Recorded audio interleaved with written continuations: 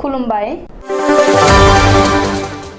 Bodoland इंखं television स्टुडिय'आव आं ललिता गयारी दिनै मोनाबिलिनि गाहाय रादाबफ्राव दं। पंकज पाठकखौ गुवाहाटीयाव लांबाय हाथिगाव थानायाव जेरा खालामदों। बसाश्रीया जामिन मोनबाय। हान्थामेला बिफाननि गाज्रि जाना थानाय गारिफोरखौ फाहामफिनगोन। सनिया गान्धीखौ इडिआ जेरा खालामनायनि हेंथायै कंग्रेसआ हादरनाङै सोमावसारदों। पान्जाबनि गिबि मन्त्रि भगवान मानखौ दिल्लीनि एपल हस्पिटालाव थिसनदों। गौतम आडानिया मुलुगनि ब्रैथि दोहोनि सुबुं बिल गेट्सखौ उनावसो खालामबाय। बाक्सानि सालबारि आनन्द बाजार पुलिस थानायाव दुंहाव थासारि। दानिया फैदो आबुं रादाबाव।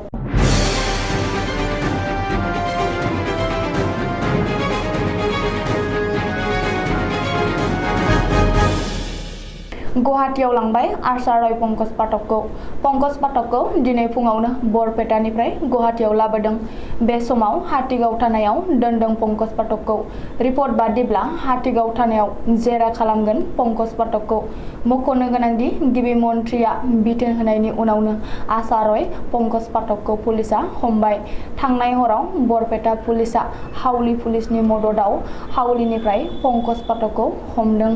आइजोनि सायाव अजद गोनां बानबुंथि होनायनि दायाव पंकज पाठकखौ हमदों।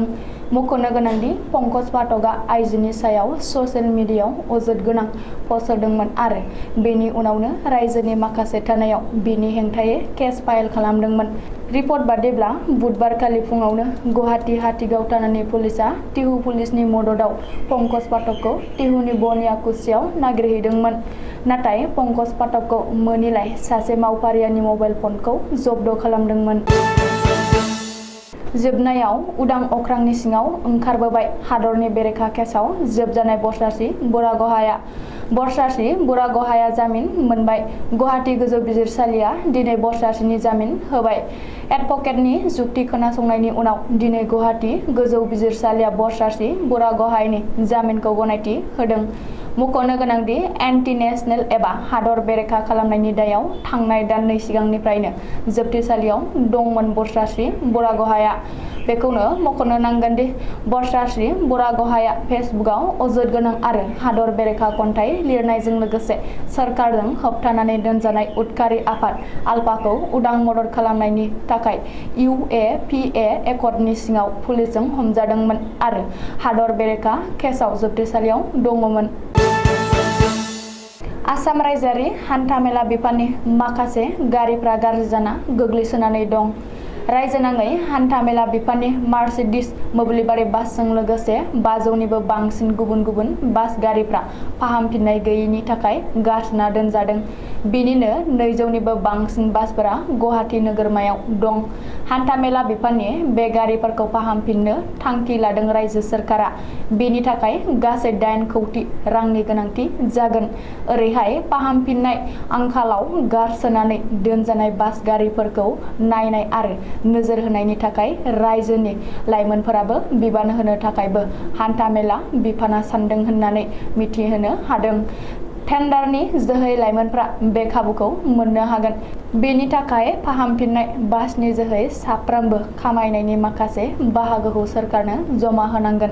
बेनि अनगायैबो निजायारि खोन्दोनि बासफोरखौ आसाम रायजोआरि हान्थामेला बिफाना सालायनो थाखाय सोरखारा राहा लागोन। बबेखानि सोलिफु बोसोराव आसामनि हान्थामेला बिफाना 200निबो बांसिन मोब्लिबारि बासफोरखौ बायगोन होननानैबो सुलुङाव फोरमायदों।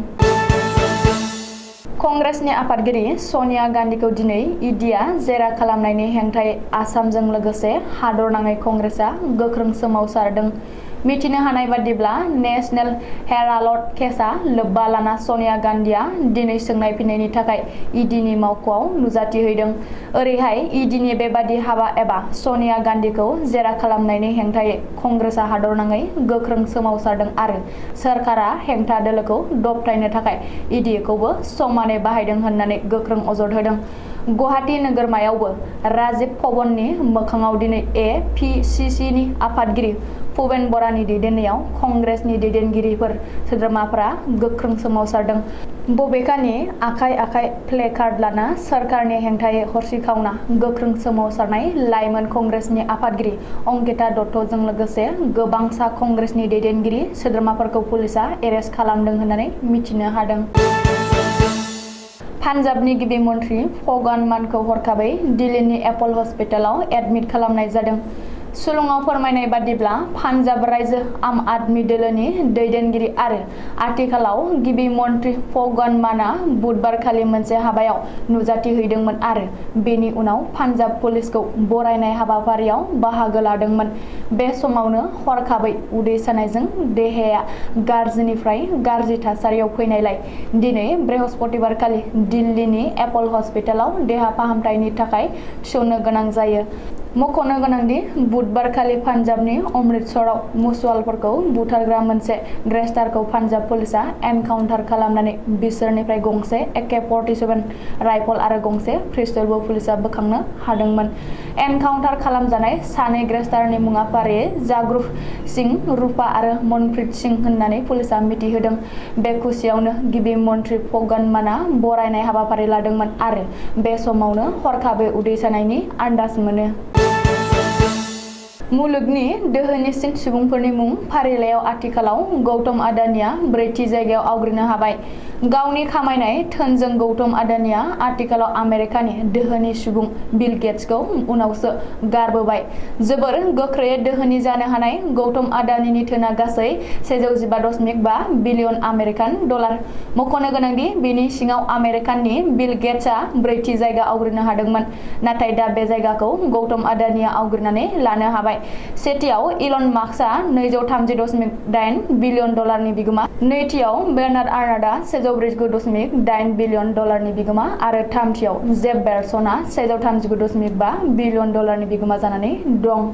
सा 100 दोहोनि सुबुंनि फारिलाइयाव गौतम आडानिया 16थियावसो दङमोन, नाथाय दा जोबोर गोख्रैयै बाङाइ समनि गेजेरावनो 4थि जायगा आवग्रिनो हानाया जोबोरैनो बयखौबो गोमोहोदों। ओजोंहाय मुकेश आम्बानीआ 6थि जायगाखौ आवग्रिनो हादों।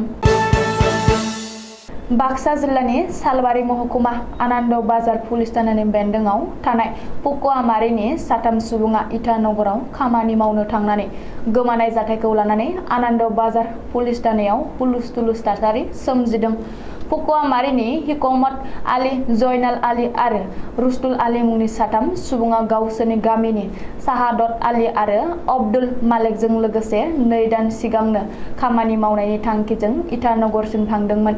इटानगर सहैखांनायनि उनाव 1 सप्ताहसो फननि गेजेरजों जगाजग दंमोनब्लाबो बेनि उनाव दिनैसिमहालागै जेबो खौरां मोननाय जायाखै। नखराव ठिकादार साहादत आली आरो आब्दुल मालेकखौ आनन्द बाजार पुलिसआ दिनै खानो हायो आरो आनन्द बाजार पुलिस थानायाव गारिखौ लाखियाजासे सालबारि पुलिसआ थानासिम लानानै थाङो। सानै ठिकादारखौ कक्राझार, अभायपुरी, कलागासि बायदि जायगानिफ्राय बेबादिनो गोमा जानाय नखरफोरनि मानसिया नुजाथिफैदों आनन्द बाजार पुलिस थानायाव। दिनै मोनाबिलिनि रादाबा एसेनोसै। गोजोन्थों।